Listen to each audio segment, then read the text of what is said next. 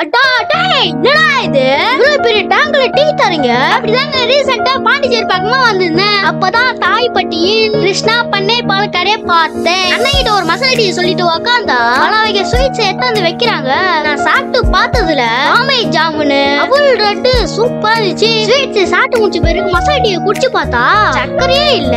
நானும் போய் கேட்டா நீ ஸ்வீட் சாப்பிட்ட பிறகு டீ குடிச்சு சாப்பிடுறதா இருக்கும். ஓ அப்படியாண்ணா, சரிண்ணா சரிண்ணா. நீங்க பாண்டிச்சேரி வந்தீங்கன்னா சரக்கு மட்டும் குடிக்காம கொஞ்சம் மசாலா டீயும் குடிச்சிட்டு போங்க. இவ்வளவு பெரிய மந்தி சாப்பிடலாம். நீ எங்க வந்திருக்குன்னா பாண்டிச்சேரியில இருக்கிற எங்க மந்தி பிரியாணி கடைக்கு தான் வந்திருக்கோம். சரிடா, அவங்களோட ஆம்பியன்ஸ் சூப்பரா இருக்குது. உங்ககிட்ட பெரிய மந்தி எடுத்துவாங்கனே. சரிங்க ப்ரோ. அடா டேய் என்னடா இது இவ்வளவு பெரிய தட்டு?